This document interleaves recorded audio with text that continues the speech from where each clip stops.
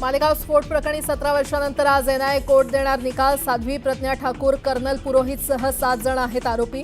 2008 मध्ये झालेल्या स्फोटात 6 जणांचा झाला होता मृत्यू।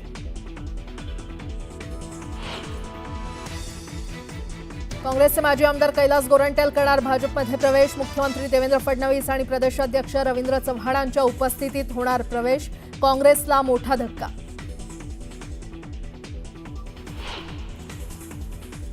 स्थानिक स्वराज्य संस्था निवडणुकीसाठी भाजप ॲक्शन मोडवर। माजी आमदार आणि खासदारांच्या उपस्थितीत प्रदेशाध्यक्ष रवींद्र चव्हाण यांच्या मॅरेथॉन बैठका। निवडणुकीच्या तोंडावर आखणार रणनीती।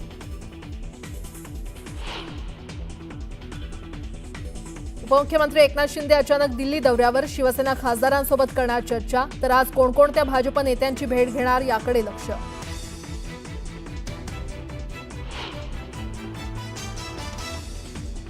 ज्ञानेश्वरी मुंडे आज घेणार मुख्यमंत्री फडणवीसांची भेट। 21 महिन्यानंतरही आरोपींना का अटक होत नाही याबाबत मांडणार व्यथा।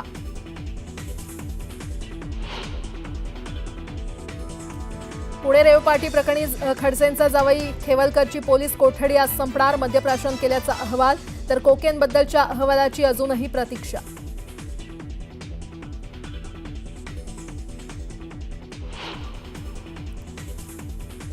मध्य प्रदेश आणि राजस्थानमध्ये मुसळधार पावसाचा तडाखा। नद्यांना पूर, जनजीवन पूर्णपणे विस्कळीत। रेल्वे ट्रॅकवरही पाणी आल्यानं वाहतुकीला मोठा फटका।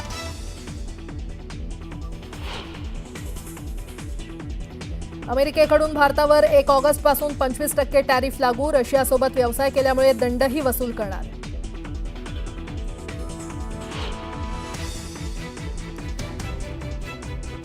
आणि आजपासून भारत आणि इंग्लंड दरम्यान मालिकेतील शेवटचा कसोटी सामना। स्टोक्स दुखापतीमुळे बाहेर। ओली पोप करणार नेतृत्व, तर बुमराहच्या अनुपस्थित अर्शदीपचा होऊ शकतो समावेश।